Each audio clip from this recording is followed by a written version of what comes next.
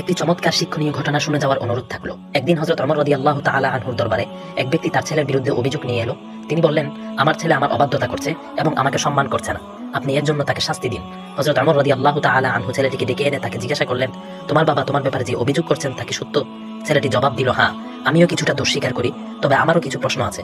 ইসলামী কি সন্তানের প্রতি বাবারও কিছু অধিকার নেই?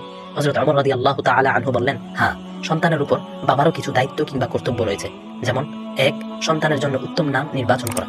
2. সন্তানকে ইসলামী শিক্ষায় শিক্ষিত করা। 3. সন্তানের জন্য একজন দিনদার, পরহেজগার, আল্লাহওয়ালির মা নির্বাচন করা। ছেলেটি তখন বলল, আমার বাবা এই 3টি অধিকারই পালন করেননি। তিনি আমাকে এমন একজন মা দিয়েছেন যিনি নৈতিকভাবে দুর্বল।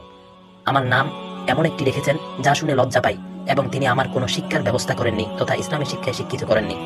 হযরত ওমর রাদিয়াল্লাহু তাআলা আনহু তখন ওই বাবার দিকে ফিরে বললেন, তুমি তোমার ছেলের অধিকার পূরণ করোনি, অথচ তার থেকে নিজের অধিকার চাও। আগে সন্তানের অধিকার পূরণ করো, তারপর তার কাছে তোমার অধিকার দাবি করো। প্রিয় ভাই ও বোনেরা, আমাদের সন্তানদের জন্য সুন্দর নাম রাখা, উত্তম মা নির্বাচন করা এবং ইসলামী শিক্ষায় শিক্ষিত করা, এই দায়িত্বগুলো আল্লাহ আমাদের উপর দিয়েছেন। আমরা কি আমাদের এই দায়িত্বগুলো ঠিকভাবে পালন করছি?